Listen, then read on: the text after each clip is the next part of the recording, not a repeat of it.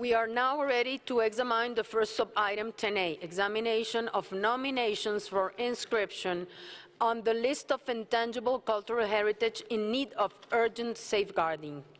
The Secretariat has informed me that Egypt withdrew its file, so it is no longer for us to examine. This means that 5 nominations remain to be examined under this item. Out of the 5 nominations under this sub-item, we will first examine the 4 nominations submitted respectively by Botswana, Kenya, Mauritius, and the Philippines. We will then move to examining the combined nomination to the urgent safeguarding list with a simultaneous international assistance request that was submitted by Belarus. This is the second time the committee will examine this kind of nomination, the first being at its 11th session in 2016. Before starting the examination of the nomination, it is important that we remember the criteria that must guide our decisions today. Can we see them on screen, please?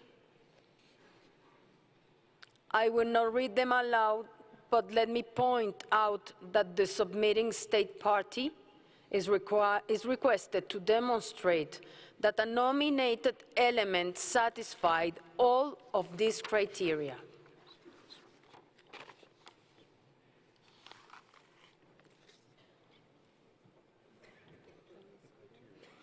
Can we have on screen? Yeah, you 1, 2,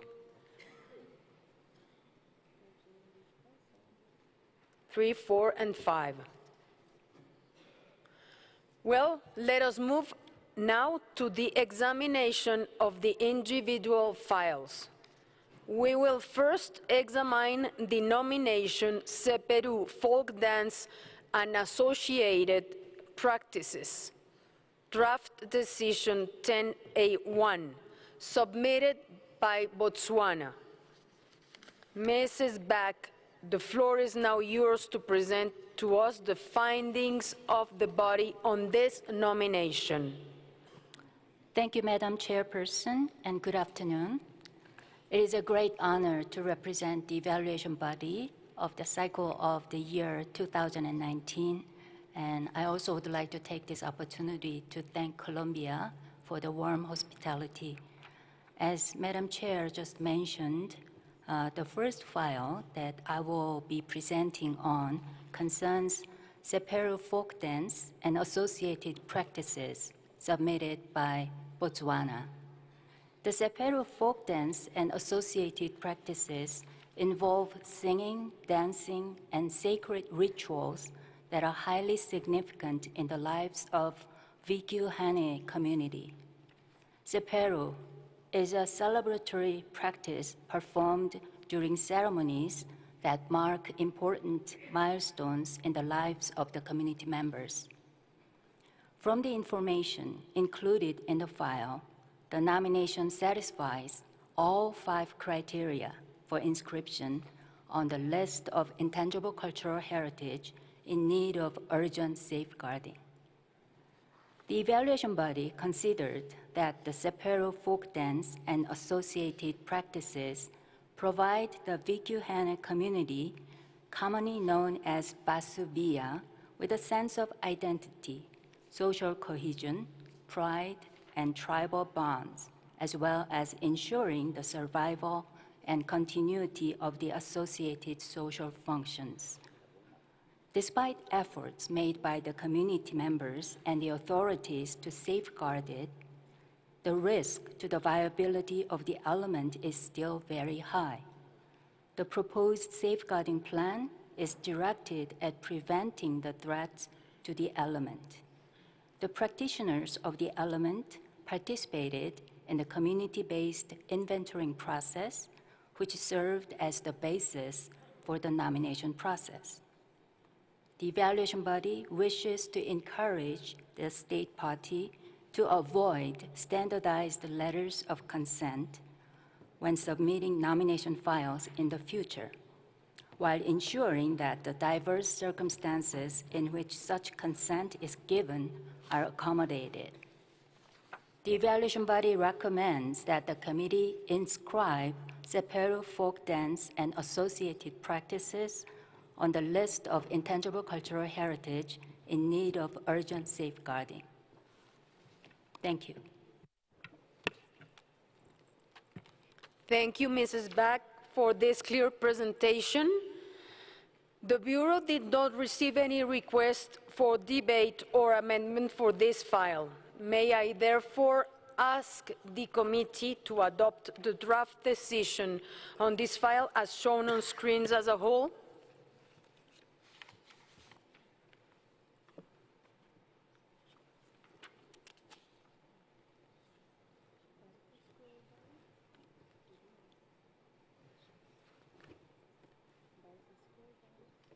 Can we show the rest of the draft decision, please?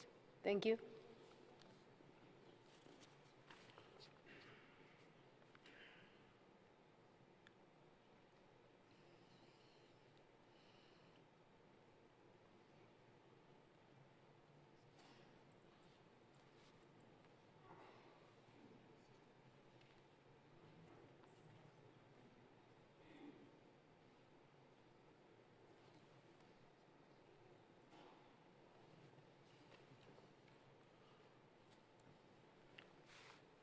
Since I see no objection, I declare decision 14-10A1 adopted.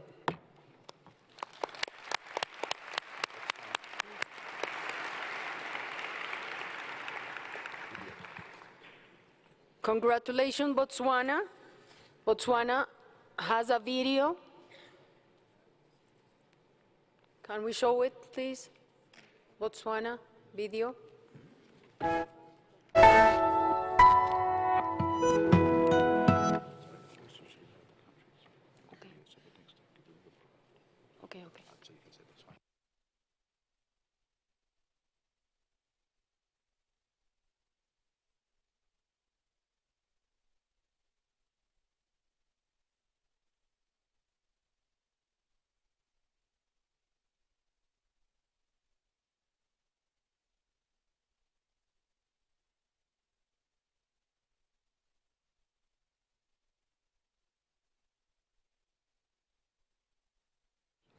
Sorry. I'll give the floor to Botswana, please, since you want to speak as the video rolls.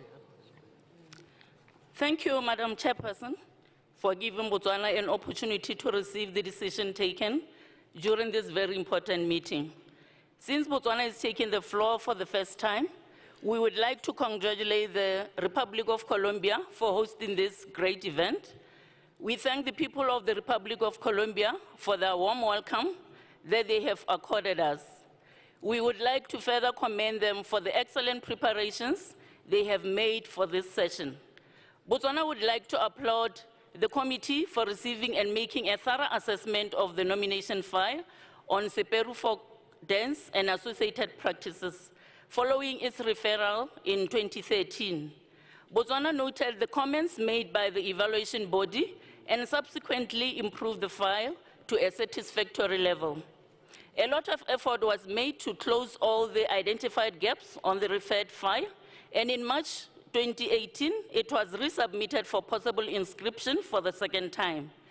The time and effort taken by the community to close the gaps gave Botswana an opportunity to grow in terms of compiling a winning file. Madam Chairperson, Botswana is very delighted to receive the adopted decision to inscribe the Seperu folk dance and associated practices and commits to the implementation of its safeguarding plan. The decision to inscribe the element has highly motivated Botswana to continue using UNESCO systems to safeguard her diverse, intangible cultural heritage. Botswana wishes to further applaud UNESCO for the support it has received towards the promotion and preservation of its cultural heritage. I thank you once again, Madam Chairperson. Thank you, ma'am. Thank you, Botswana, and congratulations.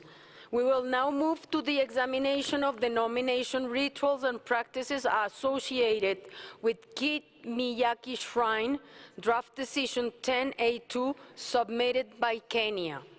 I draw your attention to the fact that this file was concerned by the provisional upstream dialogue process.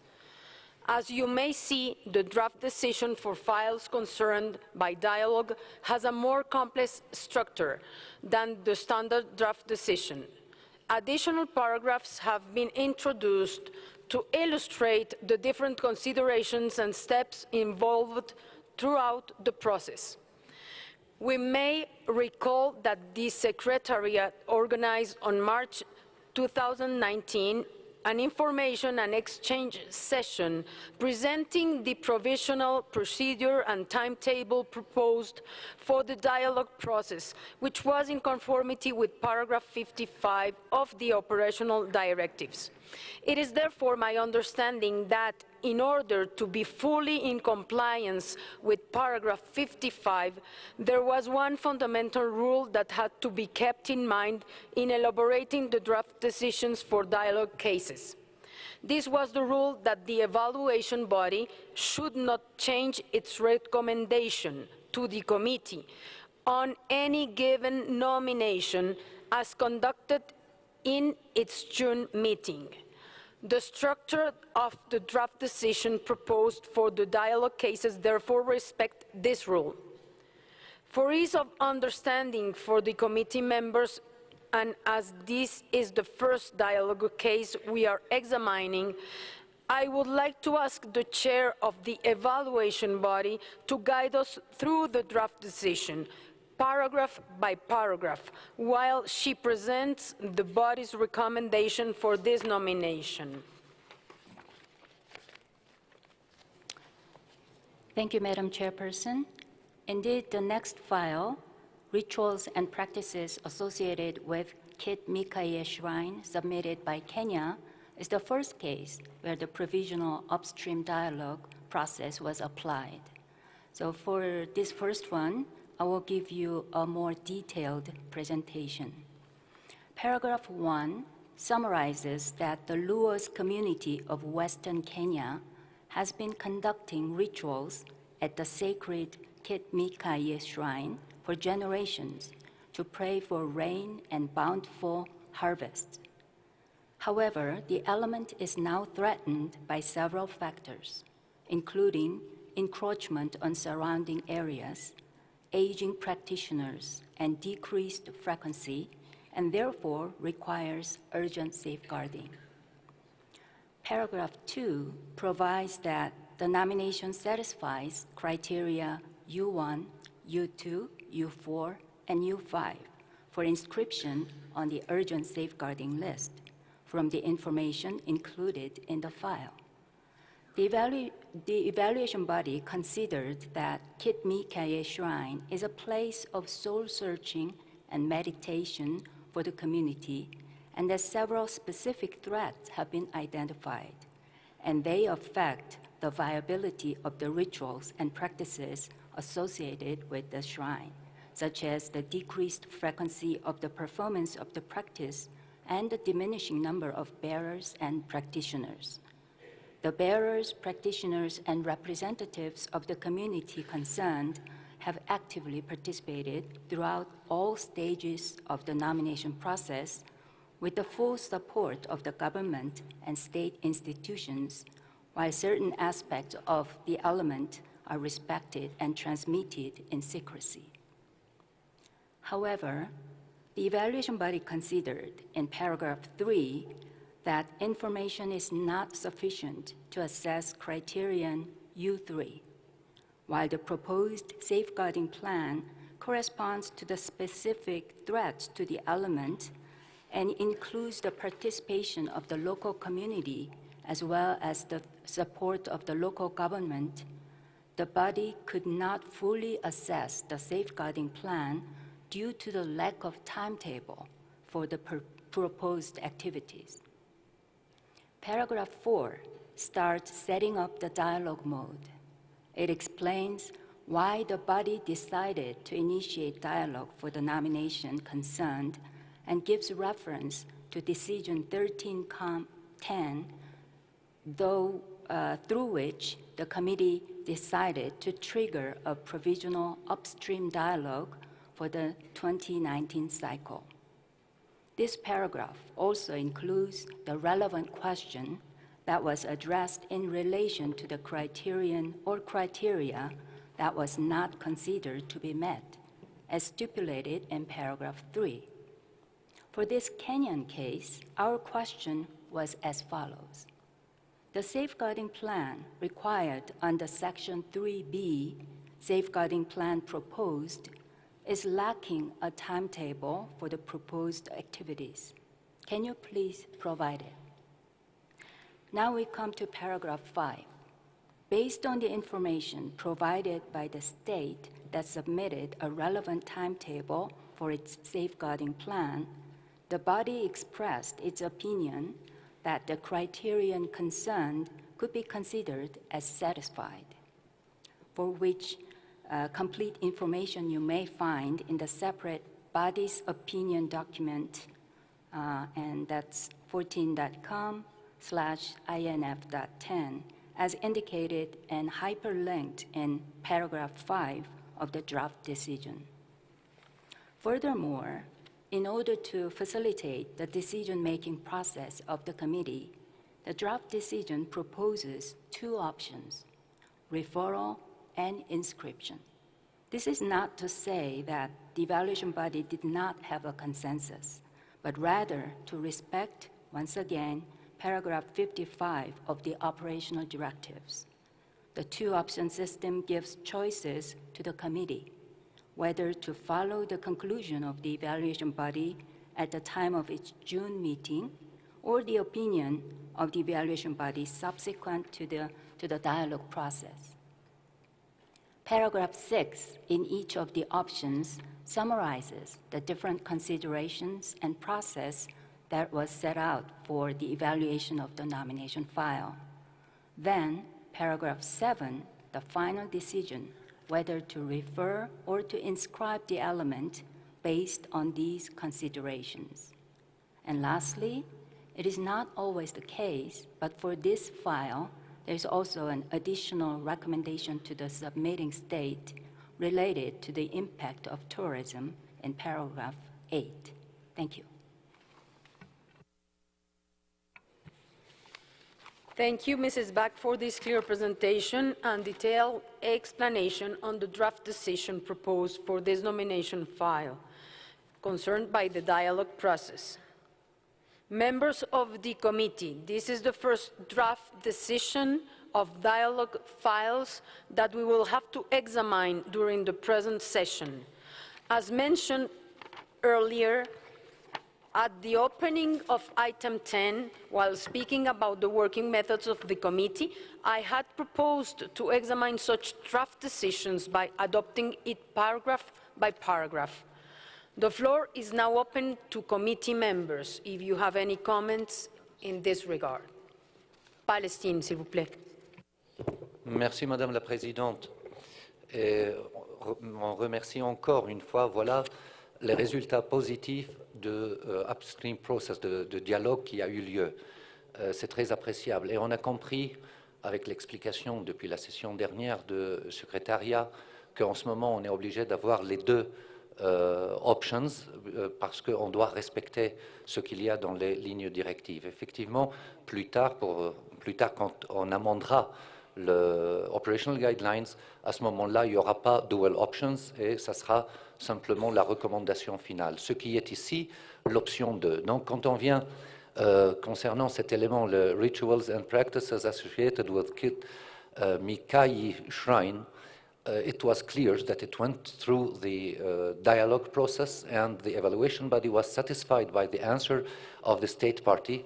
That's why, for the sake of time, Madam Chair, if it is possible to adopt the whole decision with option 2, which is the inscription, without discussing the issue again.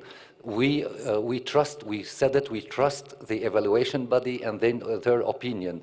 So we are not now going to oppose their judgment after the dialogue, for which we asked since many years before.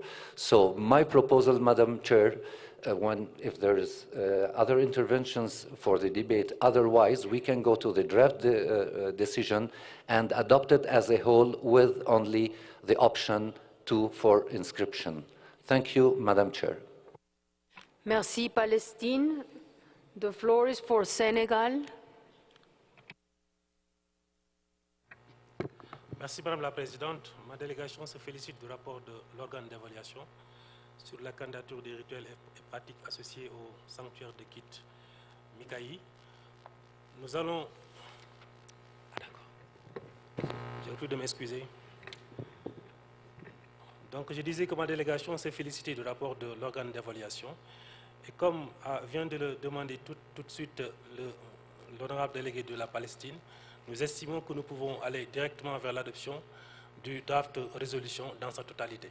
Nous soutenons l'option 2 pour l'inscription de l'élément sur la liste. Merci. Merci au Sénégal. Poland. Thank you, Madam Chair. I would like to support my predecessors in this solution to adopt as a whole all decision, of course, with this option for inscription, because we have a very good example of the realization of our dialogue mechanism, which was very satisfying, finally, with results very satisfying, and I think it merit to be inscribed and showing this really fruitful dialogue with member states. Thank you.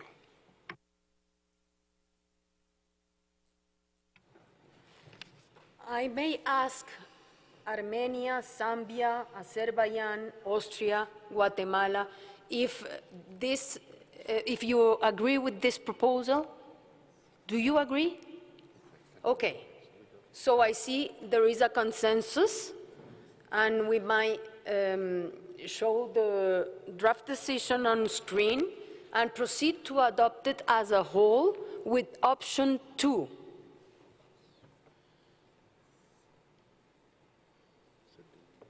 Option 2 is for inscription.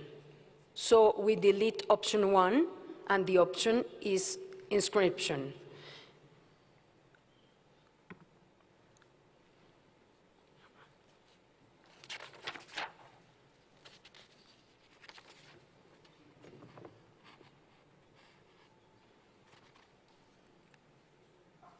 So, if there is a consensus, I therefore declare decision 14-10A2 adopted.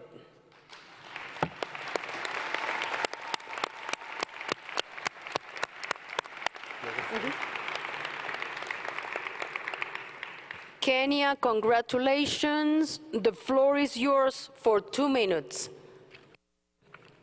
Madam Chair, distinguished delegates, ladies and gentlemen, Kenya takes this opportunity to sincerely and warmly thank the Intergovernmental Committee during its 13th session for initiating a provisional upstream dialogue process between the evaluation body and the submitting states for the 2019 cycle. The short question and answer process was simple and enabled the submitting state to clarify concerns raised. Consequently, the concerned criterion was met. Although the dialogue mechanism was a provisional basis, it successfully facilitated the nomination of the rituals and practices associated with Kit Mikaï Shrine for possible inscription on the list of intangible cultural heritage in need of urgent safeguarding. Furthermore, we convey our very special thanks to the evaluation body and the ICH Secretariat for the support and advice they readily accorded throughout the nomination process that made it possible for the element to meet the requisite threshold for inscription.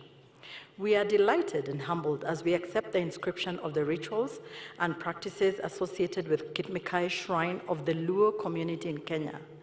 Indeed, it gives us great pleasure that the safeguarding of this important cultural shrine and the associated practices will now receive attention from the local, national, and the international communities. We shall continue working hard to put in place measures that will ensure the viability and transmission of the practices associated with the shrine. We therefore welcome the international community, including everybody here, to come to Kenya and visit this cultural landscape, to experience its spiritual, environmental, cultural, aesthetic, anthropological, and social values.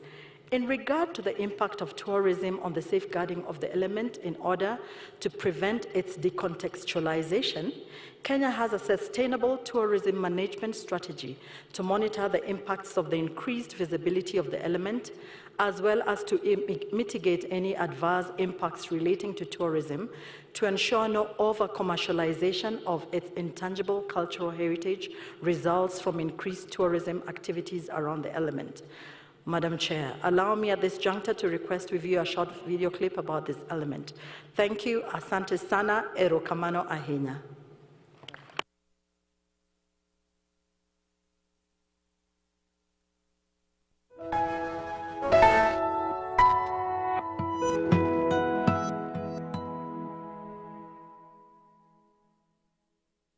Podho chieng, kopong podho wang chieng, ti pod maber, wanit maber, mana kuomi.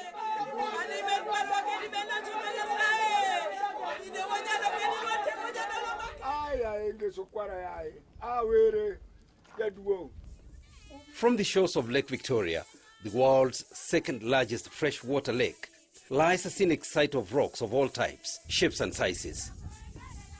A short distance away, on the eastern side of the lake, is found a cluster of rocks known as Kitmikai Shrine, located in Kisumu County of Western Kenya. It is approximately 30 kilometers east of Kisumu City on the Kisumu-Bondo Road in Seme Sub-County. The unique and majestic Kitmikai Shrine is regarded as a sacred monument amongst the surrounding Seme people of the larger Luo community. The beauty, size and formation of the shrine, whose history is as old as human settlement in the Seme area, is a mystery which has defied any effects of tremors or tornadoes over centuries. This bewildering site is believed by the Luo to be the home of their living god, Were in their dialect. The Luos took this rock as the most important god that they could see with their eyes, and they believed that God was living inside this rock. Whenever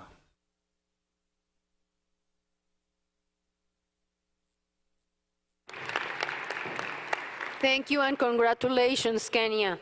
We will now move to the examination of the nomination Sega Tambur Chagos, draft decision 10A3, submitted by Mauritius. Mrs. Back, please kindly share with us the findings of the body on this nomination. Thank you, Madam Chairperson. The next file is Sega Tambur Chagos, submitted by Mauritius.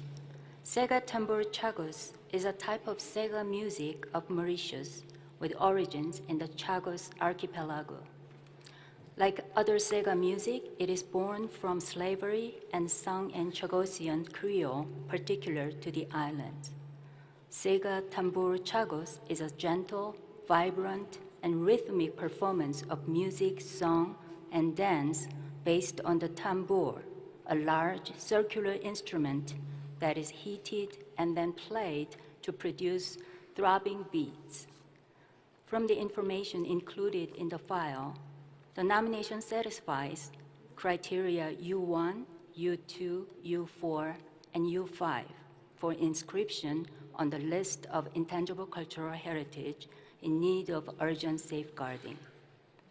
The evaluation body considered that Sega Tambur Chagos plays a crucial role in the lives of Chagosians as a source of social and group cohesion,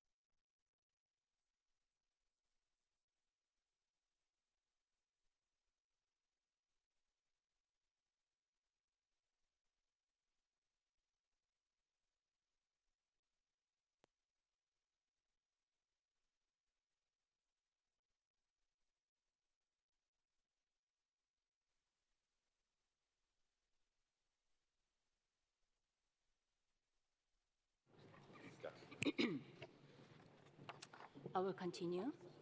The evaluation body considered that Sega Tambor Chagos plays a crucial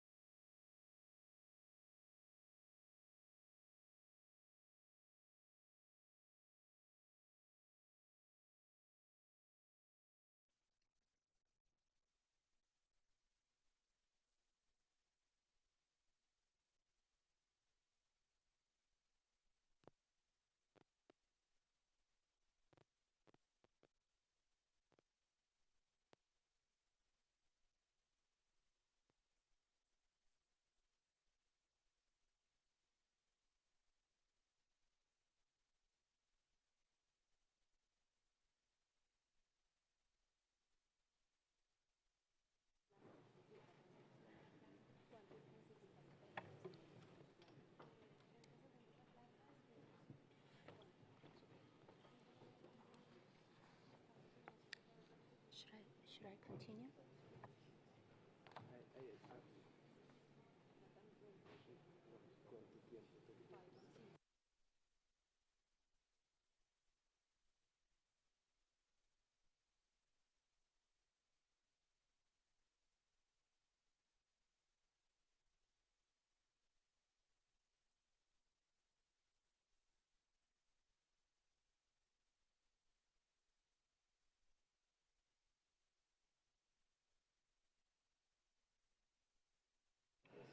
Okay.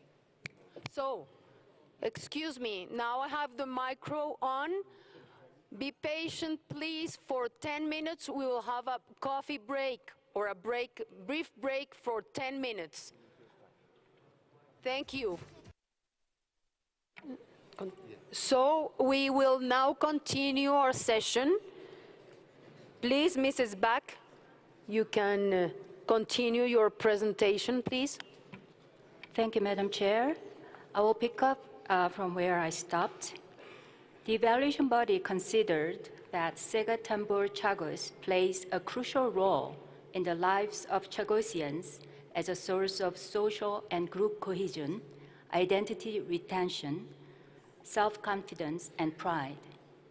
As a result of the forced and increasing displacement of Chagosians from their island of origin, there have been numerous challenges to the viability of the element. The community, bearers, non-governmental organizations, and researchers participated in the nomination process. The evaluation body, however, considered that information is not sufficient to assess criterion U3. The evaluation body found that although there are many clearly identified threats to the viability of the element, the safeguarding plan does not address them.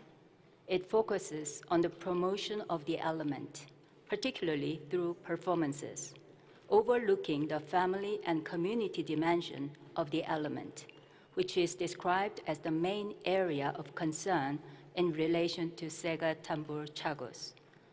Therefore, the evaluation body recommends that the committee refer Sega Tambor Chagos to the submitting state.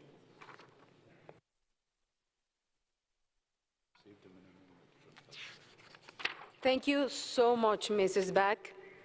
Now, for this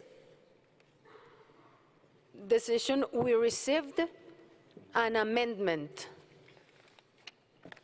presented by Palestine, Cyprus, Kuwait, Djibouti, Jamaica, Lebanon, Philippines. Please, Palestine, the floor is yours to explain a little bit more about it. Thank you, Madam Chair.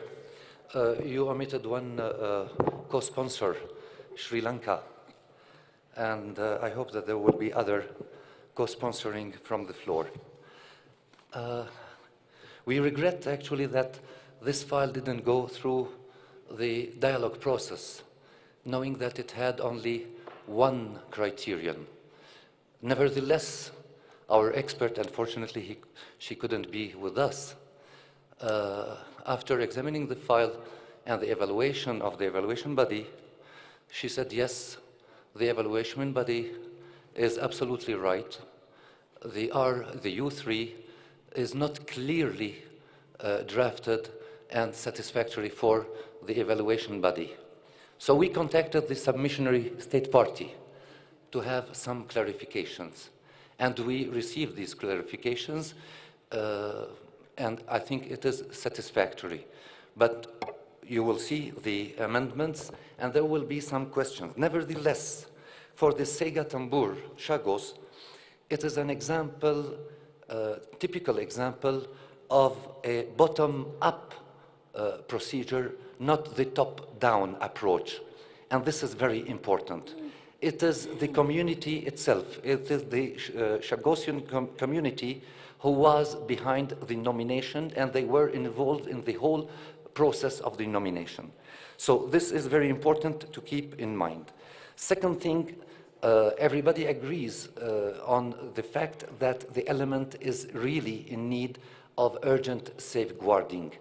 It is mentioned in the file that there is now one family practicing this activity, this musical activity. So we think that we should encourage the inscriptions for elements that are in need of urgent safeguarding.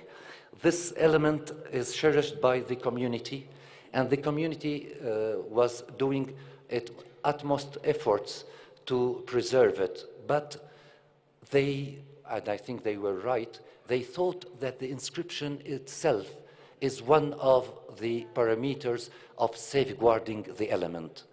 So already submitting the element for the urgent safeguarding is a measure of safeguarding. Nevertheless, the evaluation body was not satisfied with the safeguarding plan that was submitted by the state party. I think that the problem was only a problem of drafting, not more. And that's why here maybe I can go out of the file itself and talk again about item 14, to which we will come later, which is the mandate of the evaluation body. For the moment, again, we ask them only to examine and evaluate the informations included in the dossier, not more than that. So they don't have any mandate to make any research out of it. Unfortunately, for the moment, they don't have the means to cover many dossiers with the dialogue process. We understand there are many constraints, and especially time constraints. So at this stage, I think with the clarification that we received from the state party, and I think that other colleagues will address them some questions. I'm not going to address them questions because we addressed them as Palestine delegation. We addressed these questions to the delegation of Mauritius, and they gave us satisfactory responses. The main issue is related to the safeguarding plan and its objectives. But we see that the safeguarding plan that has been submitted was not clear again, but with the clarification of the state party, I'm sure that it will be more clear and more acceptable, and it will meet the criterion U3. The last thing in which I want to insist too much, that the request for the inscription and the request of the safeguarding comes from the community itself. Then there is one thing also mentioned by the evaluation body about the transmission. Actually, the transmission has been, since the beginning, oral transmission. It's an oral tradition from generation to generation. But now the new generations, unfortunately, with the new technology, they are attracted with these games, online games and things like that. So you saw in the pictures that the practitioners are from age, advanced age, let's say. They are not so old, but they are not young people.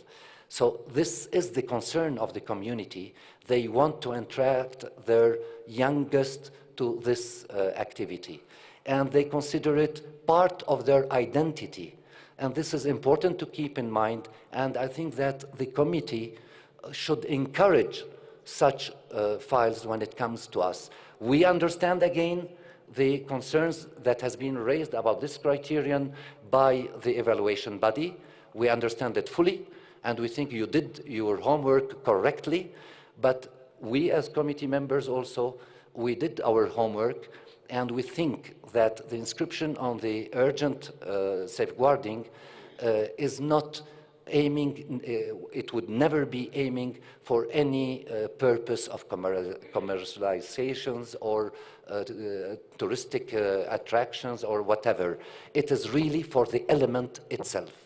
So I hope that our colleagues with the amendments that I submitted will be in agreement and will support it. Thank you so much. Thank you, Palestine. I also have on the list Kuwait. Thank you, Madam Chair. We would like to thank the evaluation body for their work, as well as the state party for submitting this interesting file. The evaluation body considers that although some research and transmission activities have been carried out, these are insufficient as the lack of transmission is the main threat to the viability of the element. And we'd like to ask the state party if they could give some clarification on that. Thank you.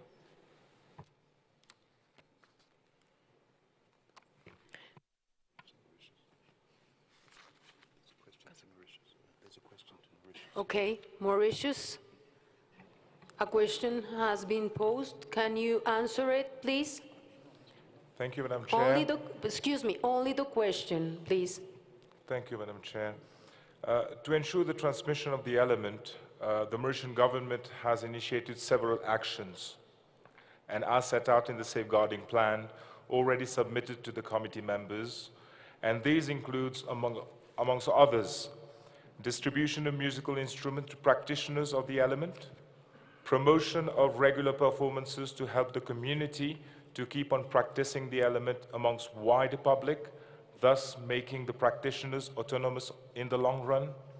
Under the cultural exchange program signed with the Arab Republic of Egypt in February 2019, the Tambour Chagos group was delegated to perform at the 7th round session of the Aswan International Festival for Culture and Arts.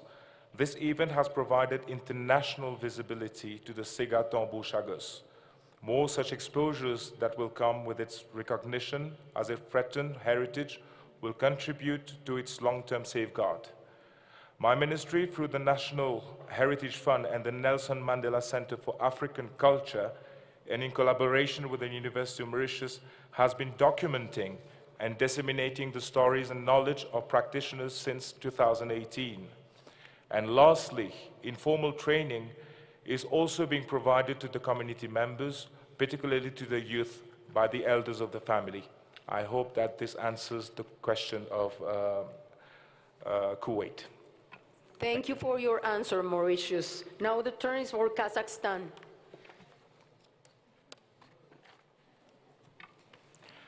Gracias, Signora Presidenta.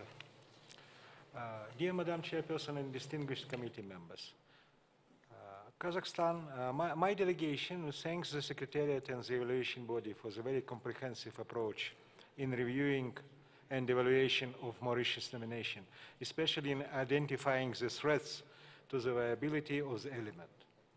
Kazakhstan wants to be listed as the co-sponsor of the draft amendment initiated by Palestine.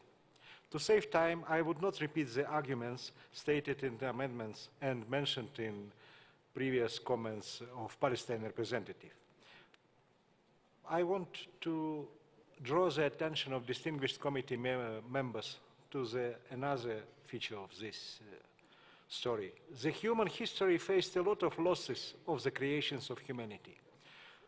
Now we see some unknown patterns of forgotten cultures and identify markers of the intangible cultures which we would never more have the chances to learn about it. The losses of cultural manifestations are irreversible. One can say that these are only invisible scratches at the huge mirror of the mankind. However, it is not true. First of all, this is the tragedy for the community, which breaks the ties with its deep historical roots. Second, this is the loss for humanity as a whole, and we would never know how even minor losses affect it. Kazakh people do have the historical event which happened in medieval time, but still emotionally echoed in songs and our music. It is called Elimai. And we can understand the feeling of the Chagos community. Our delegation is confident that the inscription of the nominations of Sega Tambor Chagos would encourage community and strengthen its efforts and the government agencies concerned in safeguarding of this element and addressing the very true concern mentioned in the evaluation note, in particular on the lack of transmission. Thank you. Thank you, Kazakhstan. Now, I would like to give the floor to Armenia. Merci, Madame la Présidente. J'ai bien gardé à l'esprit les propos tenus par le collègue de la Palestine qui a effectivement présenté ce projet d'amendement. Je veux partager effectivement ces remerciements qu'il effectue à l'organe d'évaluation pour le travail réalisé. Nul doute que si cette procédure en amont de dialogue avait été plus généralisée, je pense que cette demande aurait pu faire justement l'objet d'un tel exercice. Et je ne doute pas que, dirons-nous, les éléments qui ont pu être apportés par la délégation, notamment par rapport à ce qui concerne le plan de sauvegarde, auraient sans doute été bien reçus. Je crois que ce qui est aussi important de noter, c'est que cet élément est porté par les communautés. Et c'est effectivement un élément très important. On voit qu'il repose, qu'il est véritablement bien ancré, cet élément, au sein même, dirons-nous, des populations et des communautés qui sont.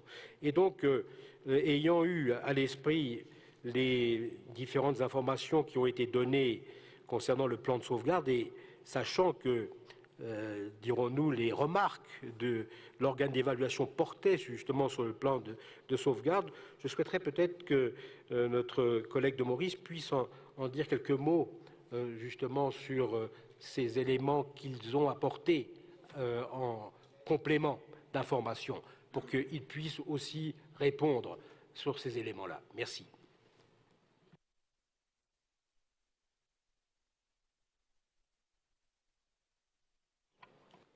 Please, Mauritius, could you please answer the question raised by Armenia? Thank you, Madam Chair. In reply to the question put by colleague, committee member Armenia, I wish to clarify that according to the latest census, and that is dated September 2018, there are 330 Sagosian natives and 1,504 descendants of second generation of Sagosian community currently residing in mainland Mauritius, while there are 9 Sagosian natives and 41 descendants of Sagosian community residing in Agaliga. The rest is in diaspora. Being a small community, the element has always been practiced exclusively among Sagosian family members. And as stated by other colleagues, the request for inscriptions of this element of the list of intangible cultural heritage in need of urgent safeguarding emanate from the community. The state party has adopted a down-top approach in working on this nomination file. Since the identification of the element for its inclusion in the National Inventory of Intangible Cultural Heritage in 2010, intensive research has been undertaken on the element through community participation and consultation. I would also like to add that we have in our midst a prominent member of the Sagosen community, Monsieur Olivier Bancou, who is one of the few remaining natives who were illegally uprooted from their native land, Chagos. The reason focus has been laid on the promotion of the element is because the element is performed only by a Chagossian community. As the community was uprooted from their original homeland, a lot of the practices have been based on family and community within Mauritius. And these performances promote cohesion, nationhood, and solidarity as a people, and as such, the element is Chagossian community and family-driven, irrespective of the immense challenges facing it. Thank you, Mauritius. Now, I have the following states parties on the list: Lebanon, Sri Lanka, Azerbaijan, Senegal, Togo, Zambia, Jamaica, Djibouti, China, and Poland. Excuse me, and Austria. Does anyone? Cameroon, okay. Does anyone of you want to address a specific questions? Lebanon?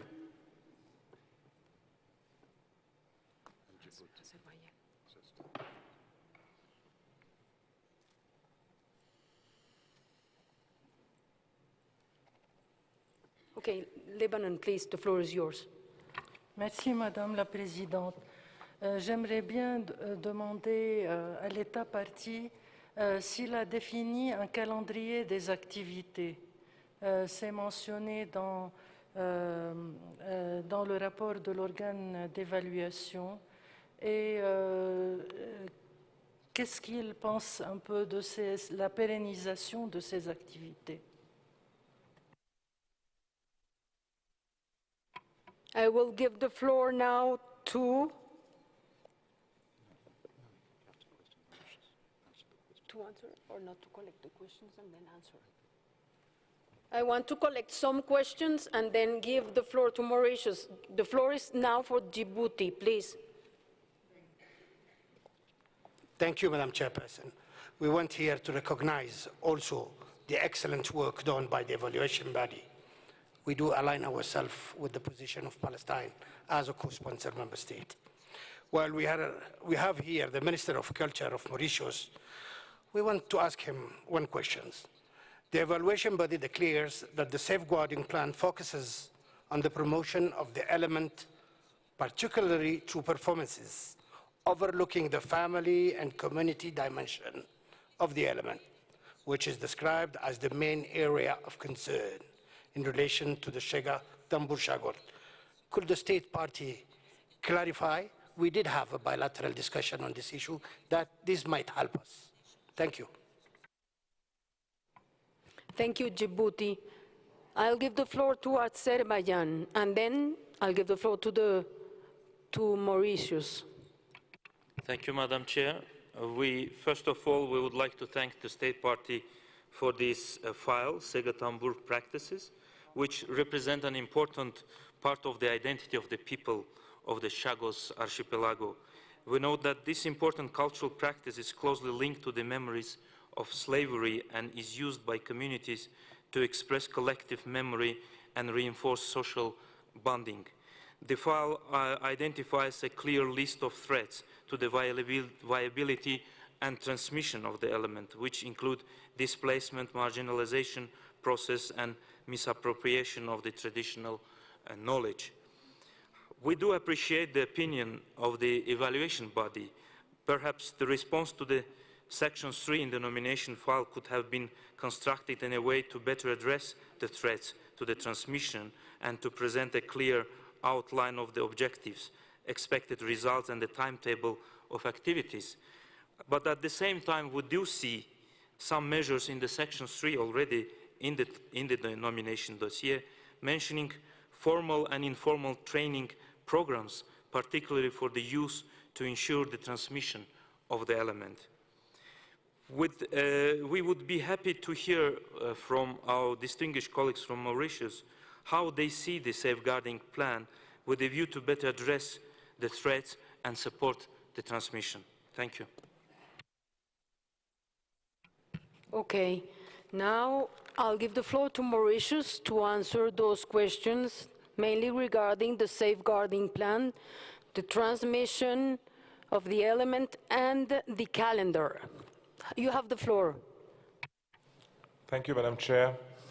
To talk about the safeguarding plan, since the submission of the file in 2017, a number of key actions set out in the safeguarding plan have already been successfully implemented. I invite the committee members to refer to the updated safeguarding plan in tabular form in the documents circulated to the committee members.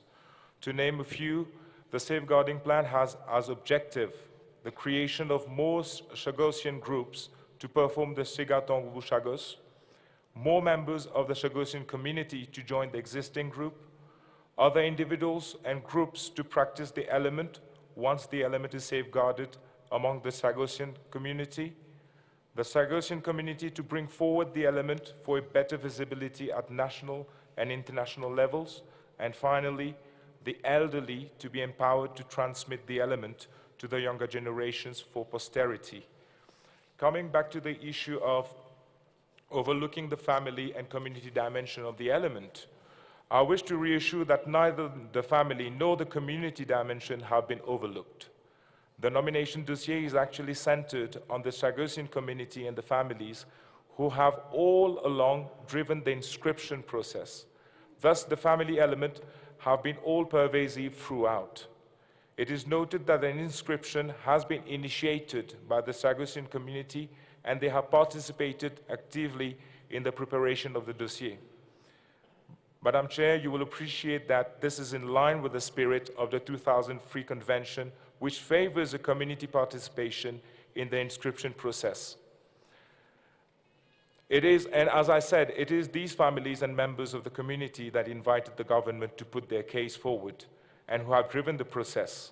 The performance is indeed an essential part of the practice which has survived.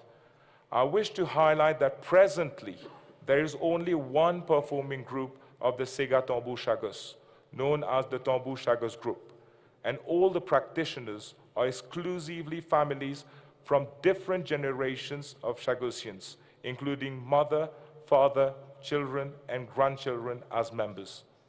These performances, as I said before, promote cohesion, nationhood, and solidarity as a people, and as such, the element is Chagosian community and family-driven, irrespective of the immense challenges facing it.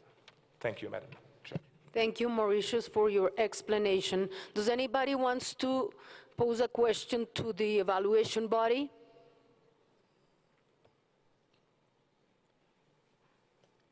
No?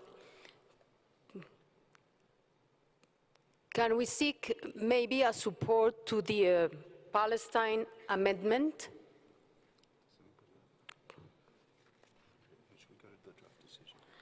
We should go now to the draft decision.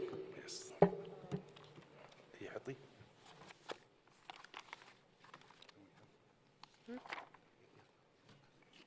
Austria wants to speak. Okay, I'll give the floor to us, Austria. Thank you, Madam President. Sorry, I missed something. You want to go straight to the DR and you close the general debates?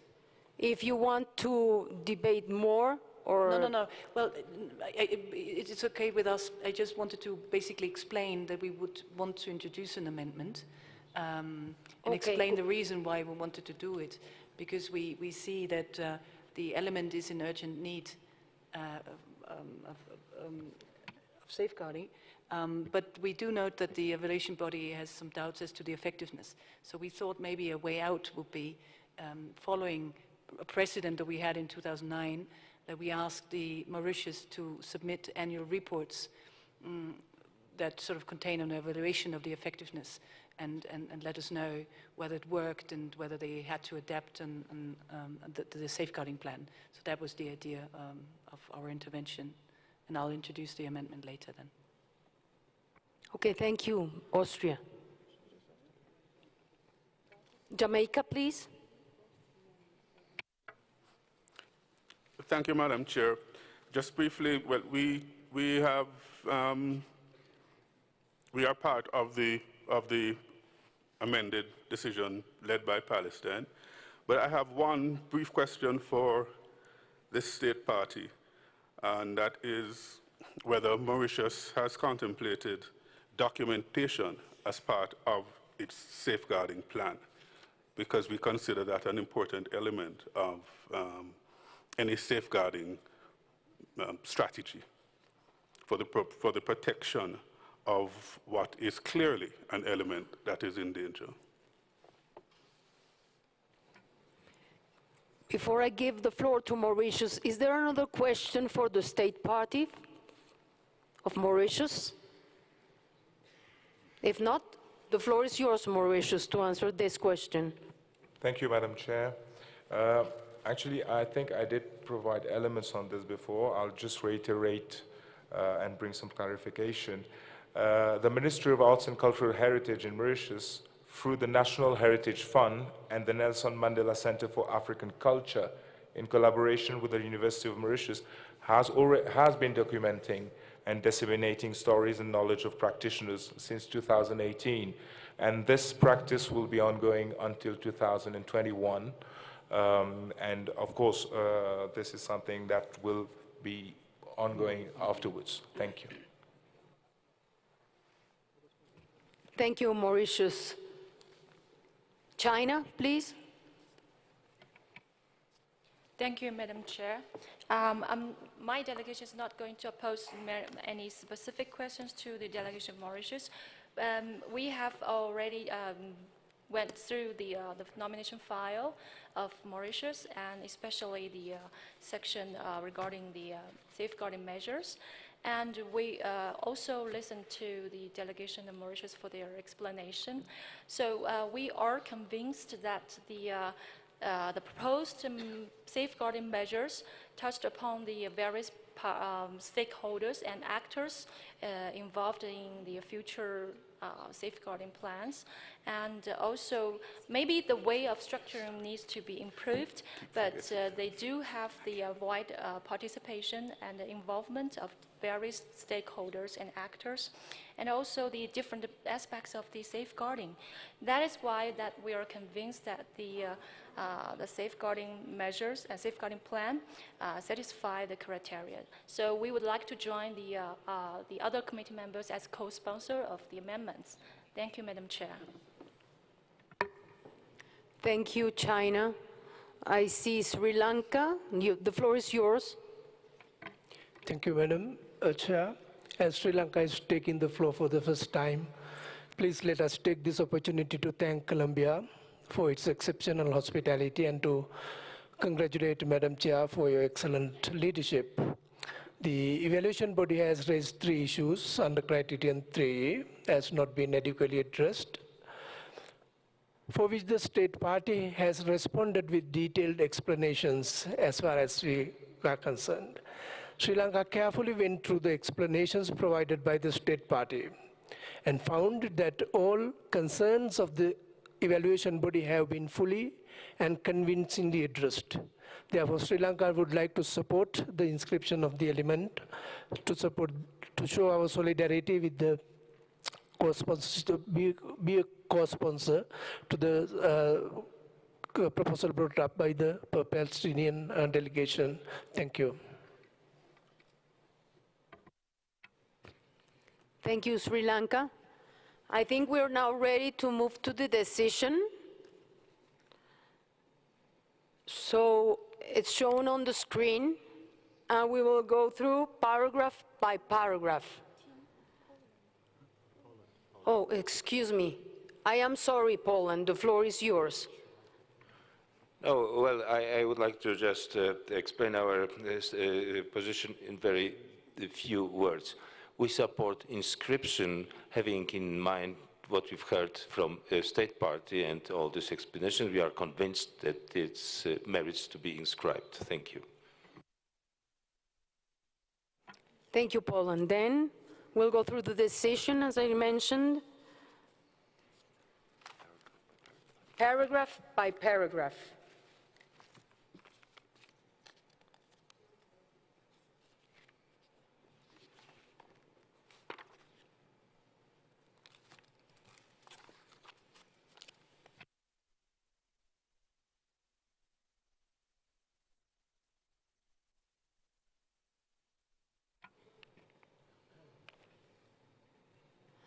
So we can consider paragraph 1 adopted. See, non-objections adopted.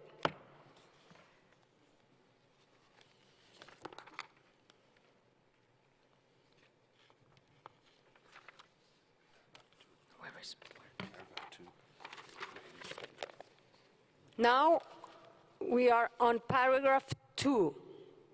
Can we adopt it?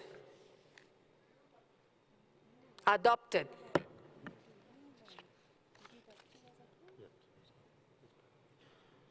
We'll go now to paragraph 3.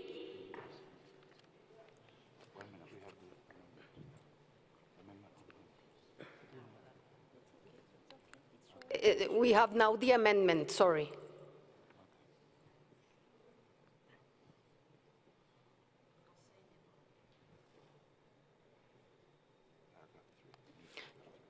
Paragraph 3, as shown on screen. Azerbaijan, please. Thank you, Madam Chair. Having listened the explanation of the delegation of the Mauritius, Azerbaijan would like to be added as a co-sponsors of this amendment. Thank you. Thank you. Kazakhstan. We share the sentiment of our Azerbaijani colleagues and feel that the answers provided encourage us to join the list of co-sponsors of this amendment. Thank you.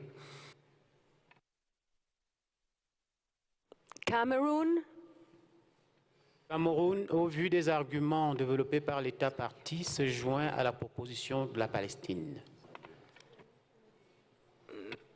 Merci beaucoup. China.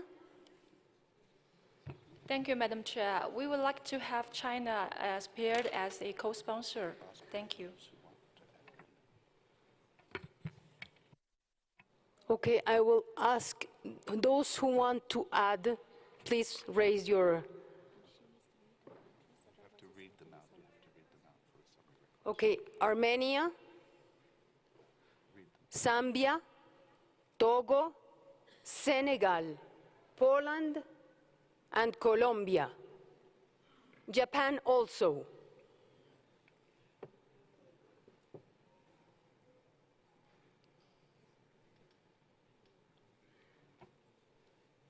So, can we adopt the paragraph 3 as shown on screen?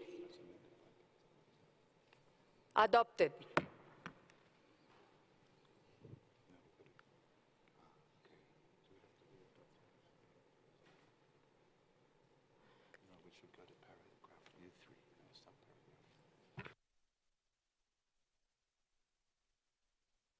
Now we have on screen paragraph 4.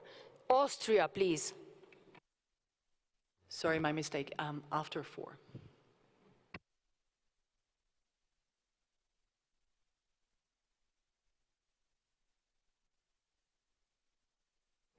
Okay, then we are on paragraph 4.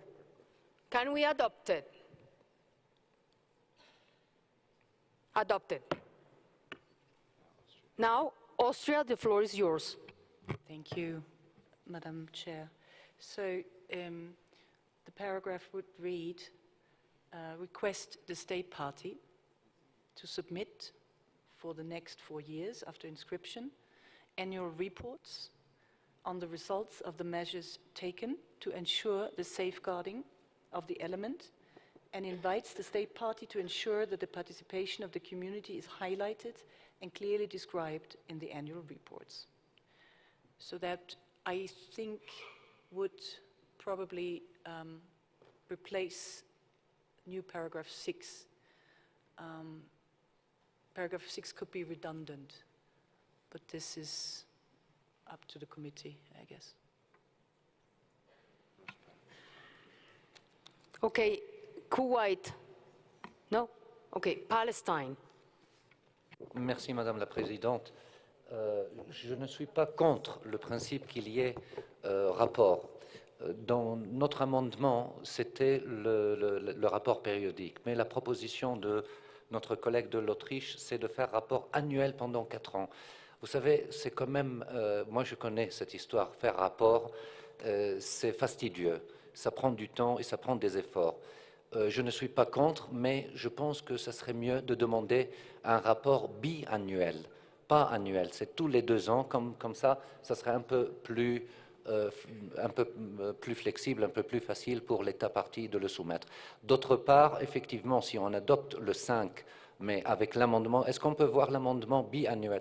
So it should read, request the state party to submit for the next 4 years after inscription biannual reports on the results and so on till the end. And then we can delete paragraph 6 in that case. But could you please reflect biannual on the screen? Okay, thank you, Palestine. I will ask Austria if you agree with Palestine. More than happy to agree. Okay, thank you. So let's show on screen biannual report. Who else wants to take the floor? Or we can continue? Okay. So we're on paragraph 5. Can we adopt it as proposed? Adopted.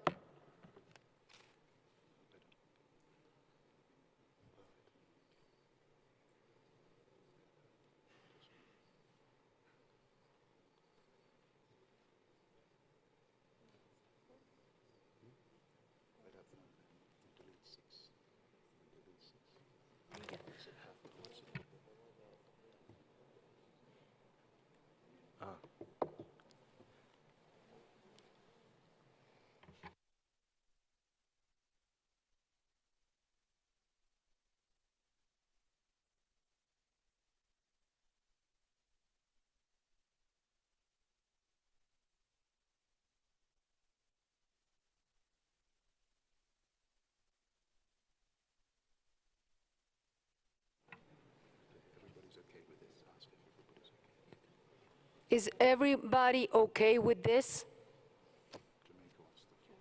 Jamaica? Thank you, Madam Chair. Sorry to take the floor after the amendment has been adopted, but it is not clear whether it is going to require 8 reports. How many reports are actually going to be required? And does it make it any less of a burden on the state parties to have to do this? So, I would rather see, and what kind of precedent will this set, going forward for any other state party, bearing in mind the heavy demands of providing these reports? Lebanon? Excusez-moi, je voudrais savoir si on entend par biannuel tous les 2 ans, parce que biannuel signifie 2 fois par an. Donc, je crois qu'il faudrait corriger, c'est tout. Thank you. Austria. Thanks, Madam Chair. Well, just to confirm, it should be every 2 years. So if that poses a problem, we can also say every 2 years to avoid any misunderstanding. And just to respond to the remarks made that this could set a precedent, there has been already precedents in the past. It has been done in the past.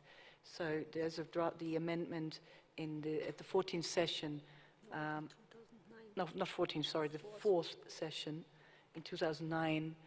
It contained exactly this provision on the requirement of submitting annual reports.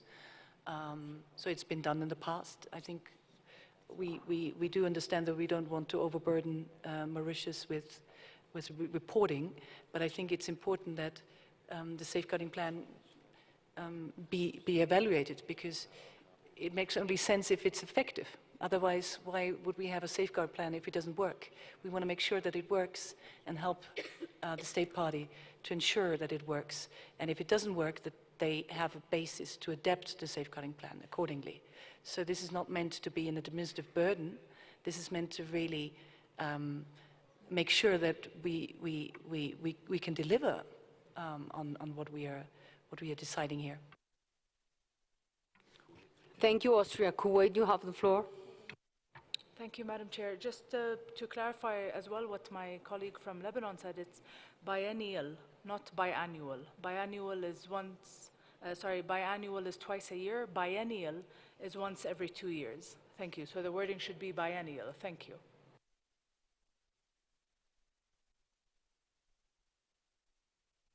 Thank you. It has been corrected. Now, Philippines. Thank you, Madam Chairperson. We'd like to echo the comments made by our distinguished colleague from Jamaica. While we understand that a precedent has been set before for an annual report for an inscribed element on the urgent safeguarding list, we also question whether this might add an additional burden on communities, the state party, with a developing country. So we'd like to see clarification. First of all, how long would this report be? And also, would it be evaluated by the evaluation body or the Secretariat? Would there then be an item on the agenda? That's the second question. And third, we'd like to know the opinion of the state party concerned, actually, how they view this now that it's every 2 years. Would this be acceptable? But we'd like to know maybe from the state party as well, their views. Thank you. Before giving the floor to Mauritius, I'll give the floor to Armenia. Oui, merci Madame la Présidente. Simplement une formulation que je souhaiterais apporter. Donc, demande à l'État partie de soumettre tous les 2 ans à compter de l'inscription, tous les 2 ans à compter de l'inscription, des rapports biennaux sur les résultats des mesures prises. Alors, de soumettre à l'organe d'évaluation. Tous les 2 ans à compter de l'inscription, donc demande à l'État partie de soumettre... Excusez-moi, Arménie, je vois que ce n'est pas tous les 2 ans, mais c'est que pour les 4 années suivant l'inscription, on va leur demander... C'est ça. Mais c'est ça qui est écrit. Lors des 4 années suivant l'inscription, des rapports biennaux sur les résultats des mesures. Donc, c'est clair que c'est durant les 4 ans qui suivent l'inscription. D'accord. Merci. Mauritius. Madam Chair, we are fine with the proposal to submit biannual reports. Thank you. Thank you, Mauritius. Sénégal. Merci, Madame la Présidente.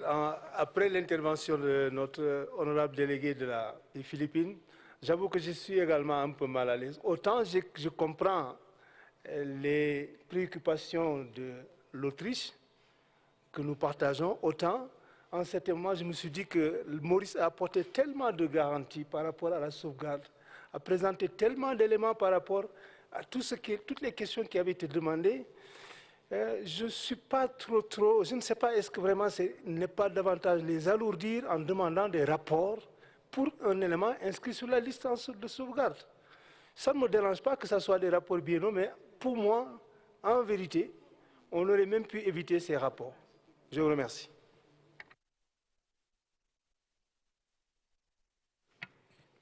I want to give the floor to Mr. Curtis to clarify. I would just like to intervene to clarify the process of reporting on the urgent safeguarding list. The usual process is that a country submits a periodic report on the urgent safeguarding list every 4 years. That report does not go to the evaluation body. It goes for another synthetic analysis and is presented to the committee. as I understand the draft proposal here, it is not a question of every 2 years forever, if I understand the meaning of the proposal. It is until the first cycle, the first 4-year cycle, and then which it would go into the normal reporting cycle, is what I understand the proposal. Just for clarification on the processes of periodic reporting for urgent safeguarding list. Thank you. Thank you so much, Mr. Curtis, for the clarification. Now, as Mauritius has agreed on this proposal, the paragraph 5, I think we should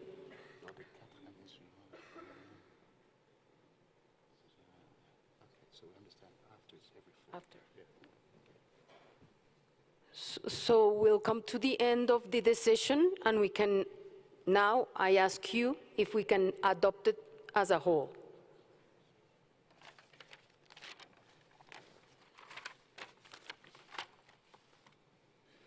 Then we can now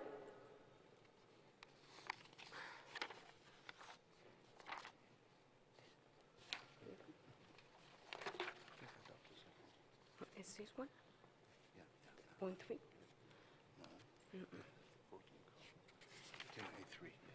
Okay. Then we can adopt the draft decision, the decision 14-10A3 as a whole. I see none objections, so I declared the decision adopted.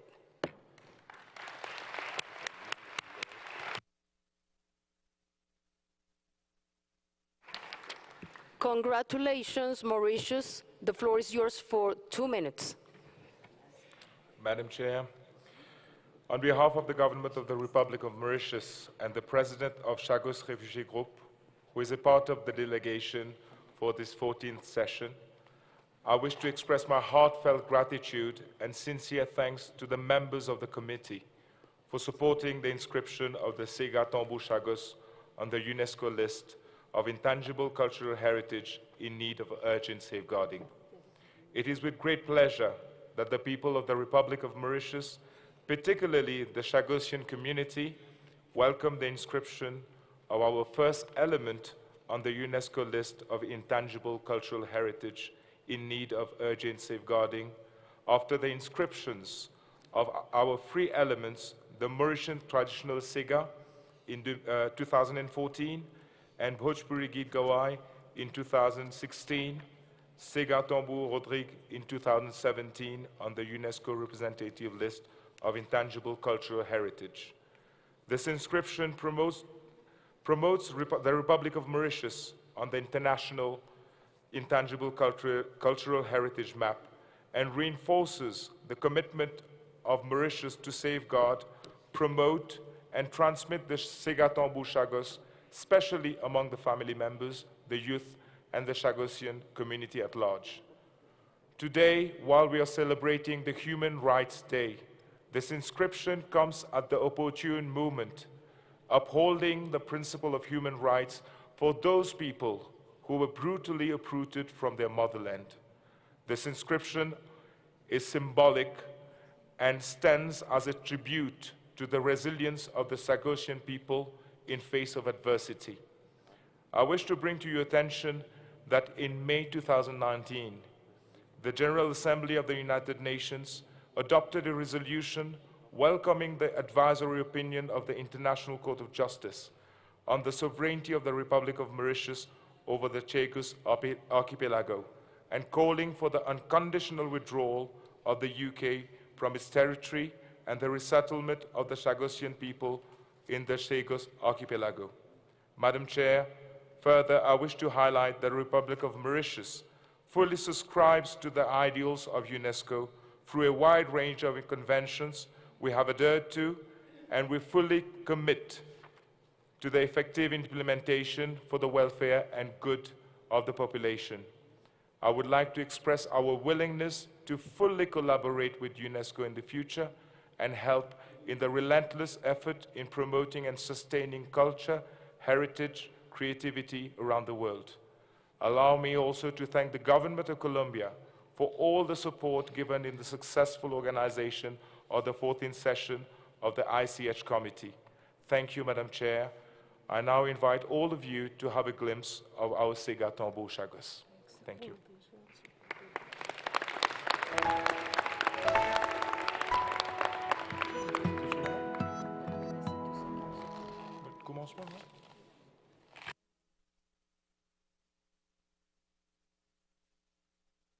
The Sega Tambour Chagos is a performing art of the Chagosian community who came from the Chagos archipelago. The archipelago is a group of islands covering an area of more than 503 kilometers square with a land mass of 56.13 kilometers square and located 2,150 kilometers north of Mauritius, with the largest island being Diego Garcia. The first population settled on the island in 1776 and was later joined by slaves from Madagascar and Mozambique brought to work in coconut plantation. These were later joined by South Indian artisans and workers, creating a mixed population and unique culture. In 1968, Mauritius was granted independence without Chagos Islands that were retained by the British, and all the Chagosians were subsequently displaced and got dispersed to different parts of the world.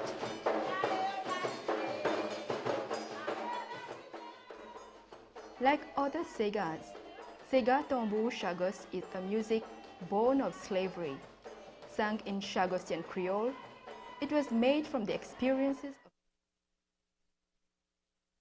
of Congratulations, Mauritius.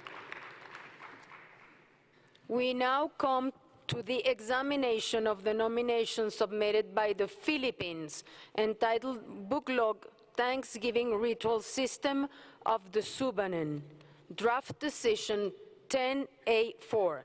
This is another file that was concerned by the dialogue process. Let me now give the floor to the chairperson of the evaluation body so that she can share with us the findings of the body on this nomination. The floor is yours. Thank you, Madam Chairperson. The current file is Booklog, Thanksgiving Ritual System of the Subanen, submitted by the Philippines. Booklog is an elaborate Thanksgiving ritual system of the Subanen, an indigenous people in the southern Philippines. The head of a host family, usually a village chief called Timwai, plans the ritual system to express gratitude to the spirits. The rituals ensure harmony among family, clan, and community members, as well as among the human, natural, and spiritual worlds. From the information included in the file, the nomination satisfies criteria U1, U2, U3, and U5 for inscription on the list of intangible cultural heritage in need of urgent safeguarding. The evaluation body considers that while the Subanen community is linguistically, culturally, geographically, and religiously diverse, Booklog is one of its major cultural elements, tying the community together and creating harmonious cultural bonds with other communities. The viability of Booklog is strongly threatened by numerous factors. A detailed, comprehensive safeguarding plan has been proposed by representatives of the communities from 8 municipalities with the support of several organizations. However, the evaluation body considered that the information is not sufficient to assess criterion U4. The evaluation body considered that it was unclear if the community members were aware of the consequences of inscription on the relevant list and if they agreed with the urgent need for safeguarding of the element. The evaluation body further considered that a short question and answer process with the submitting state might clarify whether the nomination meets the criterion concerned, and decided, pursuant to Decision 13.com10, to initiate a dialogue process in order to obtain information on the following question. Almost all the letters of consent and endorsement refer to inscription on the representative list of the intangible cultural heritage of humanity. Can you confirm that the communities concerned are indeed informed of and consent to the inscription of the element on the list of intangible cultural heritage in need of urgent safeguarding? In answering the question, the submitting state provided convincing evidence that demonstrates that the communities concerned gave their consent to the nomination of the element for possible inscription on the list of intangible cultural heritage in need of urgent safeguarding after initially worked on a nomination for the representative list. The evaluation body, upon examining the information provided by the submitting state, considered that it adequately addressed the question and is of the opinion that criterion U4 could be considered satisfied. Thank you. Thank you, Mrs. Beck. This is the second case of nominations concerned by dialogue that requires our special attention. We will proceed in the same manner as we had conducted for the previous nomination file for dialogue and examine the draft decision paragraph by paragraph. The floor is now open to committee members. Palestine. Merci, Madame la Présidente. Again, we witness here the positive outcome of the upstream process, and we thank again the evaluation body. And I think for the booklog Thanksgiving ritual system of the Subanen submitted by Philippines, that we thank the state party for this submission, I think that there is no need to introduce the element. The presentation of the evaluation body was very clear, and the outcome was also very clear. So I suggest, Madam Chair, to proceed not paragraph by paragraph, with your permission, rather than adopting the whole decision with option 2, which means inscription. And I don't think that any member will oppose it. Thank you, Madam Chair. Thank you, Palestine. I will now look for support to the proposal from Palestine. Yes, Cyprus? Yes? Yes, okay.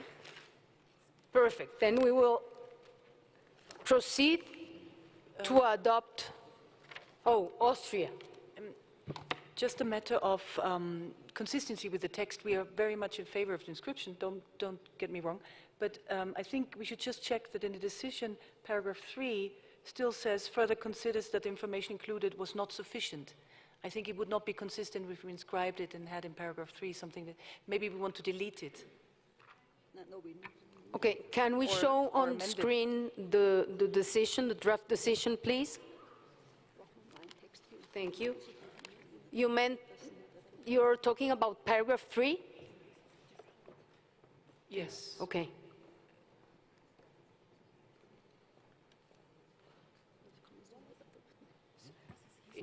I mean, this is what the question would be to the Secretariat.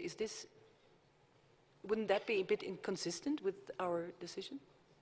Or you? Mr. Curtis. I explain how this was done in relation of, the word was not, because if you go afterwards, it then says originally was not, then there was a dialogue process in paragraph 4, and then in paragraph 5, it says the evaluation body was satisfied by the dialogue process.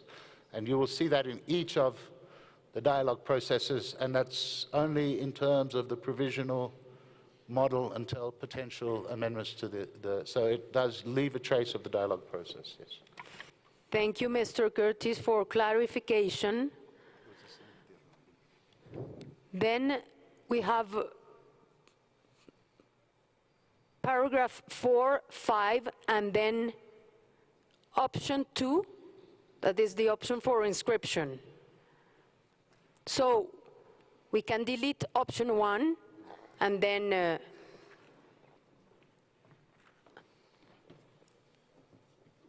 have paragraph 6 and finally paragraph 7, right? As a whole, as shown on screen. Can we adopt the decision as a whole? Adopted.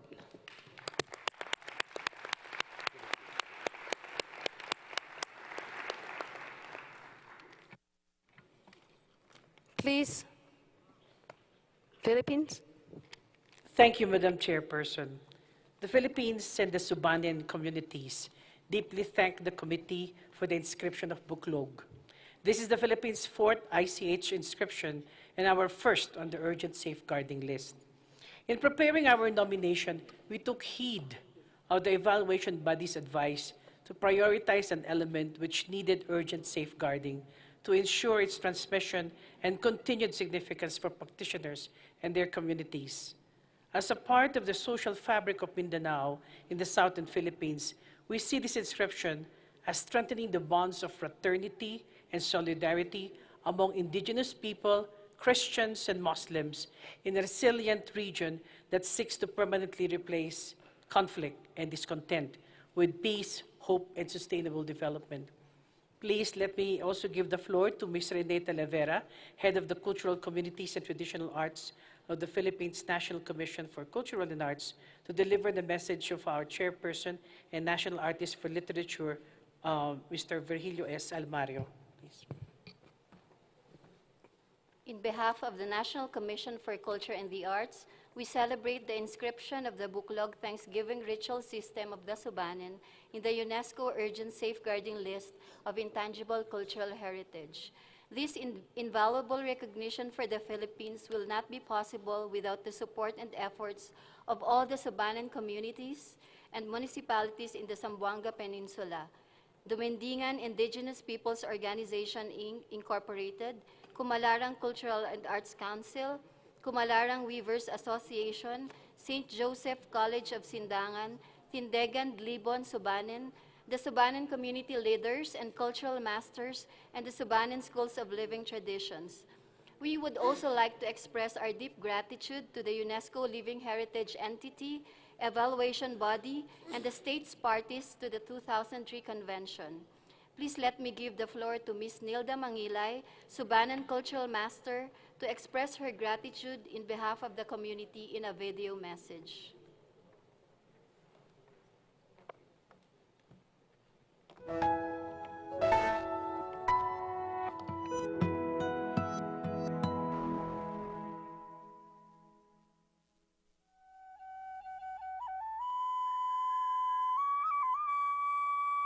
Sweet incense perfumes the air. Chants weave through the gurgle of the river and rustle of the forests as they were in ancient times. The sounds of flutes and gongs and thump of wood and feet reverberate through the house. People gather together in the music of merriment and silences of solemnity, in a certain time and place, involving immediate family, the whole village, and other communities.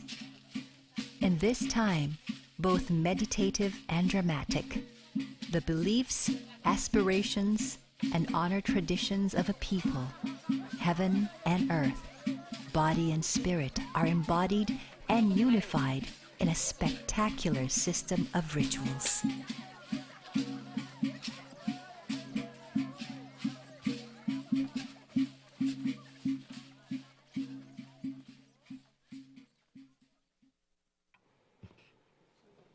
Congratulations, Philippines. Thank you.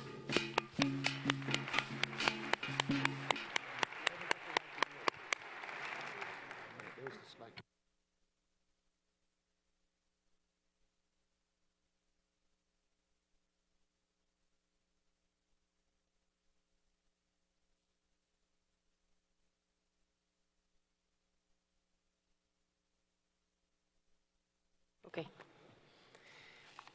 We now come to the examination of the nomination files submitted by Belarus to the urgent safeguarding list and to which International assistance was simultaneously requested to support the implementation of the proposed safeguarding plan.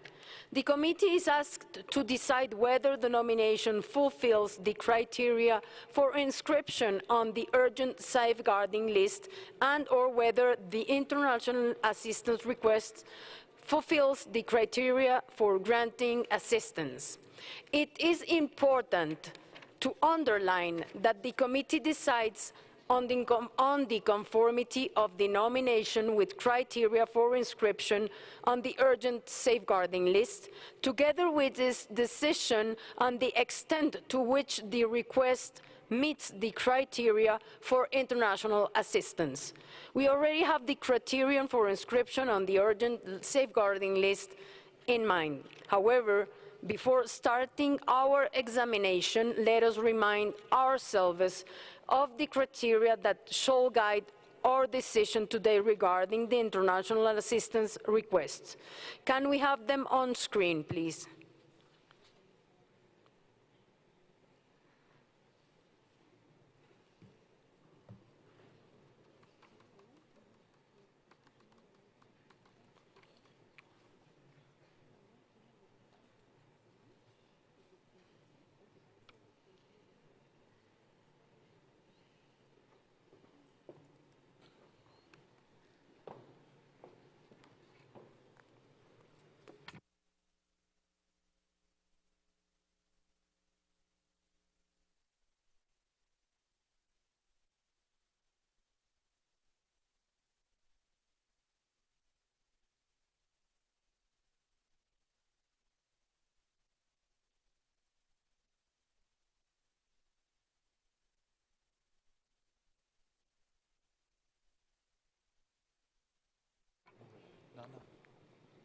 Okay, here they are.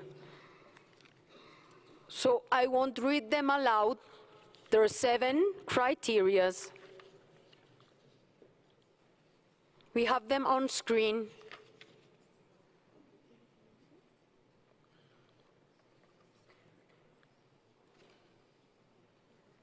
Okay, in addition, paragraph 10 of the operational directives refers to 2 factors that the committee may wish to also consider in its evaluation of international assistance requests. 10A, the request implies cooperation at the bilateral, regional, or international levels. 10B, the assistance may have a multiplier effect and may stimulate financial and technical contributions from other sources. Concerning the international assistance request, allow me to further recall that we have to evaluate to which extent the requests may meet the criteria for international assistance as a whole. In other words, it is not necessary to meet each and every criteria in order for the request to be approved. Keeping in mind these 2 sets of criteria and the approach the evaluation body took in evaluating combined nominations, as reported by the rapporteur, we will now examine the file Spring Right of Jurowski-Karahod, draft decision 10A5 submitted by Belarus. Mrs. Back, please share with us the findings of the body on this combined nomination. Thank you, Madam Chair. Our current file is Spring Right of Jurowski-Karahod, submitted by Belarus. The Spring Right of Jurowski-Karahod is performed by residents of the village of Pahost on St. George's Day. For Belarusians, St. George safeguards livestock and agriculture. In Pahost, the holiday is observed through a specific ceremonial rite that encompasses various ceremonial activities, songs, games, omens, and beliefs. From the information included in the file, the nomination satisfies criteria U1, U2, U4, and U5 for inscription on the list of intangible cultural heritage in need of urgent safeguarding. The evaluation body considered that the spring rite of Juravsky Karahod has important functions and meanings related with the religious beliefs of the community. The viability of the element depends on a single village, the population of which is gradually aging, with young people migrating to cities and losing their interest in the tradition due to globalization and the standardization of daily life. Members of the PAHOS community participated in the nomination process and development of the safeguarding plan. The evaluation body, however, considered that information is not sufficient to assess criterion U3. The evaluation body considered that even if the safeguarding plan is clear, the proposed measures do not minimize the described risks, and there is no evidence of past or present efforts to this end. The safeguarding measures are very general, with poor community participation and without addressing any specific threats. Therefore, the evaluation body recommends that the committee refer spring rite of Juravsky Karahod to the submitting state. The evaluation body further noted that Belarus has requested international assistance from the Intangible Cultural Heritage Fund in the amount of $87,761 for the implementation of the safeguarding plan for the spring rite of Juravsky Karahod. The evaluation body noted that to be implemented by the Center of Intangible Cultural Heritage of the Belarusian State University of Culture and Arts, the proposed 24-month project has three main objectives: research and strategy development, promotion to enhance visibility of the element, and the establishment of an institution and capacity building. The evaluation body considered that the project was developed by the community and reflects the needs and aspirations they identified. The amount of international assistance requested is appropriate, and the proposed activities reflected in the budget and timetable are presented in detail. The project will engage experts from the relevant cultural and educational institutions, as well as from non-governmental organization partners.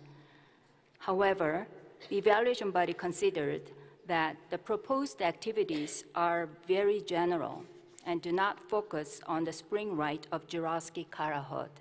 The lack of specific measures and the general nature of the project make it impossible to ascertain whether it will have lasting results. The evaluation body recommends to refer to the requesting state party the international assistance request. The evaluation body further wishes to remind the state party to take particular heed of the impact of tourism on the safeguarding of the element in order to prevent its decontextualization and folklorization, and encourages it to mitigate any adverse impacts relating to tourism. Thank you. Thank you, Mrs. Back, for this detailed explanation of the different issues raised during the evaluation of this file. Now, I open the floor to the committee members. Does anyone? We had a request for debate. We had a request for debate by Azerbaijan. Okay, Azerbaijan, who has requested the debate. Thank you very much, Madam Chairperson. Actually, the debate requested by our colleagues from Kazakhstan, but we have tabled an amendments together with regard to this draft decision. First of all, I would like to commend Belarus for having submitted this combined file of spring rite of Juravsky Karahod, which represent an outstanding example of cultural practices linked to the regeneration of nature and spring. It reminds also some traditions that exist in our geography. It highlights the role of the traditional agriculture and respect for animals and represents a strong marker of cultural identity of the region of Pahost. We particularly note the role of women, thanks to whom the element is still alive, despite the serious threats that it faces, such as aging of the communities concerned, migration of the young people to cities, and folklorization of the element. We thank the report of the evaluation body, but we do regret that this nomination did not fall into the dialogue process, to the upstream process, and not be benefited from this opportunity. We carefully studied the file and the recommendation proposed by the evaluation body and found the answers to the concerns raised by the evaluation body in the nomination itself. For instance, as regards the past and current safeguarding measures, the nomination does provide such measures under the section 3A of the nomination form, which speaks about the number of policy measures, research and inventorying measures with regard to the element. Concerning the community participation in the elaboration of the safeguarding plan, the activities 3, 7 and 9 do directly refer to such participation. However, their role could be even more explicitly demonstrated. We agree that. With this in mind, my delegation tabled an amendment for inscription of this element to the urgent safeguarding list. Subsequently, as we believe that the issues raised by the evaluation body with regard to the criterion U3 are reflected in the nomination dossier, and these issues are very much linked with the criterion R3 for the international assistance, we do support the granting international assistance to the state party. I thank you. Thank you, Azerbaijan. Now, Kazakhstan, you have the floor. Honorable Madam Chairperson, I thank His Excellency Ambassador of Azerbaijan for the excellent presentation of our shared concerns over the proposed referral of the nomination. Maintained for many centuries by residents, mostly women, of the village of Pahost, the spring rite of Uralsky Karahot is a very old tradition that, in our view, clearly deserves the UNESCO's support to the state party's endeavor for safeguarding it, as we really risk losing it forever. We also commend the state party of Belarus for nominating the dossier along with the request of international assistance, which attest to, in our opinion, of the systematic approach of the state party in its request of inscription to the list of elements in need of urgent safeguarding and support from our community. It is also important that the evaluation body ruled that all 7 criteria for the international financial assistance to urgent safeguarding measures were met. Our delegation thanks the evaluation body for the very comprehensive approach in reviewing and evaluation of the Belarusian nomination, especially in identifying the weaker sides of the dossier, specifically in relation to the criteria U3, of which we have heard more than once before today. We sincerely hope that this would help the state party to better reflect on measures most beneficial for safeguarding the element. At the same time, we regret that this case was not included into the list of nominations concerned by the upstream dialogue. We believe concerns raised by the evaluation body could have been adequately addressed by the state party if embraced by the dialogue process. We are not sure if some of the concerns that determined the evaluation body's conclusion on the criteria U3 do not arise rather from difference in terminologies and refer more to challenges of linguistic nature. As the respected rapporteur of the evaluation body has indicated in his very coherent presentation, sometimes confusion that needs to be clarified through the upstream dialogue procedure may refer to issues of confused statements and unclear and imprecise language. In this regard, we would like to seek some clarification from the state party involved on the subsequent information presented by the community and the National ICH Committee to see how they can address the main concerns of the evaluation body. So if you allow me, here is my question to the representative of Belarus present here. How would they comment on the opinion of the evaluation body about the lack of specific measures to strengthen the viability of the element, and that, as is stated in the nomination file, the safeguarding plan may even increase the decontextualization, touristification, and folklorization of the element? Thank you. Thank you, Kazakhstan.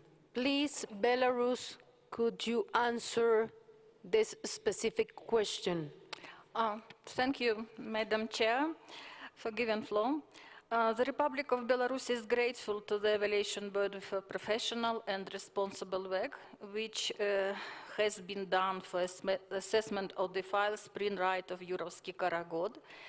Nevertheless, let us draw your attention to some important points indicated in the nomination file that respected experts did not notice or did not take into account. Unfortunately, there were no any consultations and any dialogue between evaluation body and our state. And I'm sure that we could do the clear clarification before the committee meeting. And the most risk of the safeguarding of this nomination of the element that is the aging of the local population and the departure of young people due to lack of jobs. That's why the safeguarding plan focuses on the development of sustainable measure and included it in the regional sustainable plan, which now are elaborated for Turo area. The aim of minimize risk is proposed also to extend the practice of the element over the neighboring villages, which used to practice in the past but not have in the present. But at present, the residents of neighboring village joined the local bearers of pagos for celebration. And for providing the sustainability of its plan also to organize the local Ice Age festival and creation the community center. These measures were based on the effective practice, for example, of Bulgaria, which was inscribed in the register of the best practice and concerns the community center Chitaliще and local festival Lutenica, which very effective and as practice shows. And also festival and this festival and community center will allow to consolidate the local community and develop the public space and stimulate the local activity and communication. On the other hand, the capacity building program, which indicated in the safeguarding plan. Excuse me to interrupt you. I'm sorry. It's already more than 3 minutes. We plan also Please. to provide 5 workshops to maybe for local residents, including a broad discussion, which bears how to strengthen the local responsibility for the heritage and elaborate a practical instrument for sustainable development and safeguarding the ACH. As you see, our proposed measures are clear and, to my mind, very specific. And in this case, allow us not to agree with the notification of the evaluation body, and we ask very much the committee to reward the decision proposed to the evaluation body and inscribe the element Spring Right of Yurovsky Karagon in the ICH agent list. No, excuse me. It's just to answer the question. Yeah. I'm sorry. You have to finish your intervention, please. Thank you. Now I'll give the floor to Poland. Thank you, Madam Chair. Poland wishes to support the concerns raised by Azerbaijan and Kazakhstan, and in our opinion, the State Party of Belarus proved that in the nomination file, the element requires special attention and support of the international community. Most importantly, as described comprehensively in the file, the community of Belarus is facing serious challenges resulting from demographic changes. The village of Pahost, where the element is performed, has been classified as not prospective, as we can read in the nomination file. With this population gradually aging and young people migrating, the need for safeguarding of the element is undoubtedly urgent. According to the evaluation body assessment, the submission of the spring right of the Jaworski Karahot on the list of the ICH in need of urgent safeguarding provides sufficient information to determine that the element constitutes an ICH element in urgent need of safeguarding because its visibility is at risk despite the efforts of the community. Furthermore, as we heard from the state of Belarus, the element has been nominated following the widest possible participation of the community, is included in the inventory, and the additional safeguarding measures are planned properly. We are convinced that the inscription can breathe new life into the community and empower the bearers to safeguard and transmit their wonderful heritage to the next generation. In order to safeguard the element for the future generations and support the efforts of the State Party of Belarus to safeguard the right from the village of Pahost, the State Party of Poland wishes to support the inscription of spring right of Jaworski Karahot on the list of ICH in need of urgent safeguarding. Thank you, Madam Chair. Thank you, Poland. Now I'll give the floor to Austria. Thank you, Madam Chair. We understand that the combined mechanism of submitting both an element for inscription on the urgent safeguarding list and the request for international assistance is a very challenging endeavor and demands considerably more efforts from all stakeholders involved. Now, the fight at hand addresses an important issue, namely severe threats to ICH caused inter alia by depopulation. This is a fact that is relevant for communities and groups in other regions as well. And indeed, it is mentioned in several sections, particularly in Section 2, that the viability of the element fully depends on the development of the region. Unfortunately, however, this threat is not addressed in the safeguarding plan. Also, Objective 1 in Section 3b1 aims at engaging the youth and at increasing interest and engagement in the element. And finding new ways to use heritage and to make ICH relevant for young people is an important measure that, if successful, will be useful to all of us.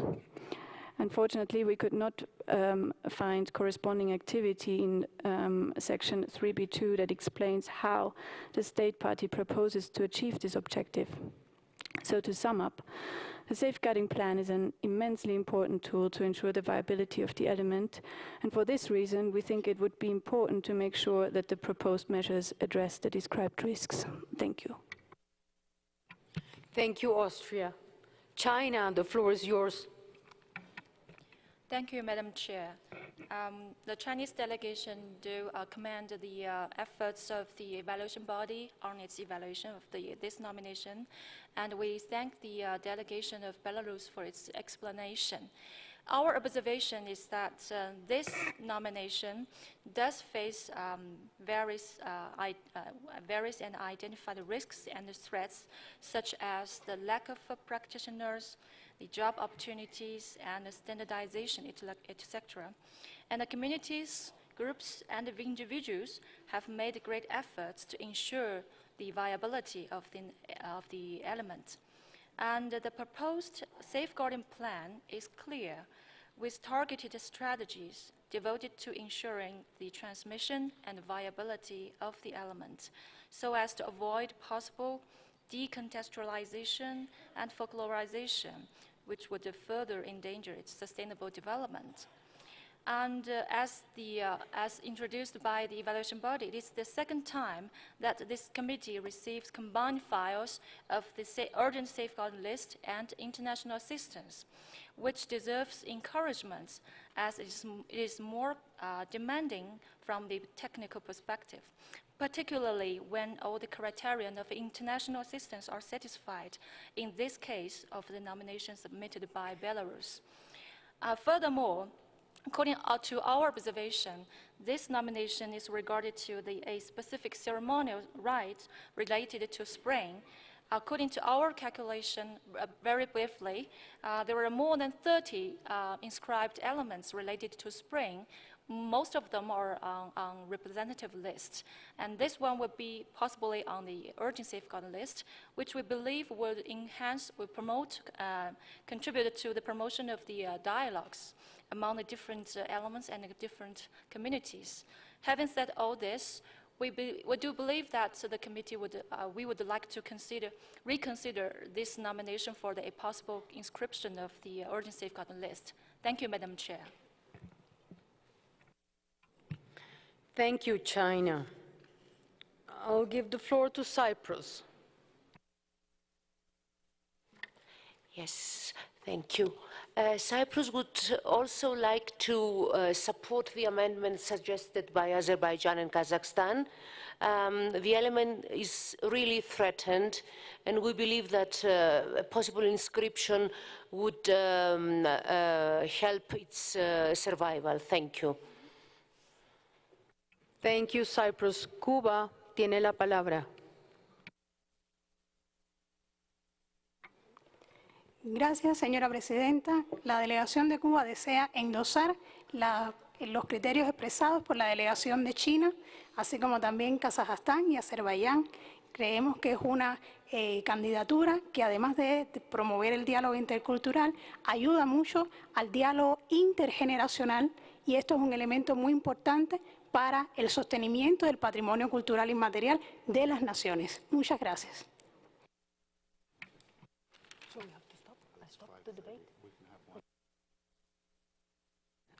Thank you. Gracias, Cuba. I'll give the floor to Palestine, and then we'll have to suspend the debate because it's already 5:30 p.m.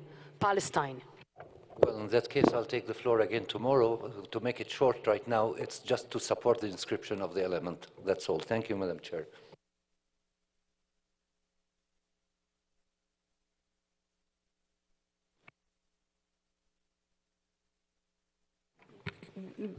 Before we close this the session of the second day of the committee, I would like to remind you that early on, when we adopted the inscription of the nomination from the Philippines, there was a technical mix-up and we could not see the video that the Philippines prepared for this occasion.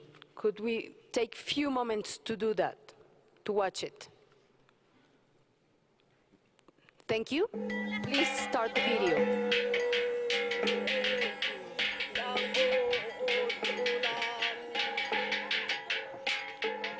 Yami nga subanan pananod digbatad digbawang. Ganat di pusong namin migbigay palad-palad. Dito katalima igbaklog. Hinisog baklog di hapakhanaw ri palad-palad. Nandaw ginilala na rin liwag benwa. Biyang din mihag bagay ni guligsag. Daw sahag dari ipatan nami pa. Sumipamumusaha batad nami. Dari malolos dahos maparayon. So hatapas doon dito nga bagong bata. Hinirahos si Gindan. Dari mapatapas dito nga thupuan, manumpat parit thupuan. Yakan namin rarama magbagay palad-palad dito National Commission for Culture and the Arts, dito kapagwitan di Philippines, dito UNESCO. Daw sa mga pamagwit, daw sa ligan ni UNESCO, dito hagabangdan, daw sa mandugandan din namin, sampay hininjan.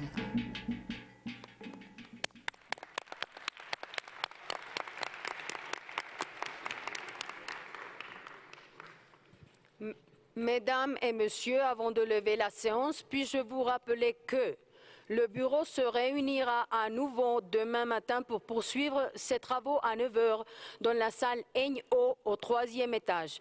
Merci au vice-président de l'Autriche, de la Pologne, des Philippines, de la Zambie et de la Palestine, ainsi qu'à notre rapporteur, M. Bernard Janki, d'être présent pour que nous puissions commencer à l'heure. Je donne maintenant la parole au secrétaire. Thank you, Madam Chairperson. I would just like to remind the states who wish to hold performances or present audio-visual material after the examination of their nomination files to please inform the Secretariat as soon as possible in order to facilitate its preparation.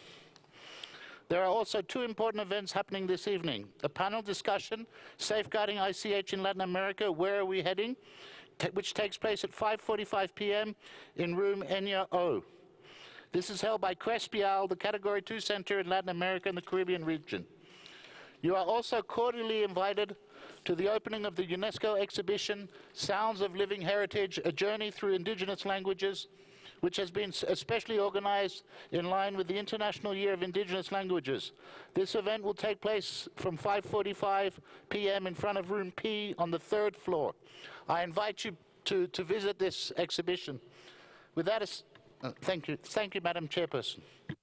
Thank you. I want to remind you that we also have Colombian exhibitions next door in Corferias. If you want to go, it's from 4:45 to 8 p.m. Thank you so much. With that said, I declare today's session closed.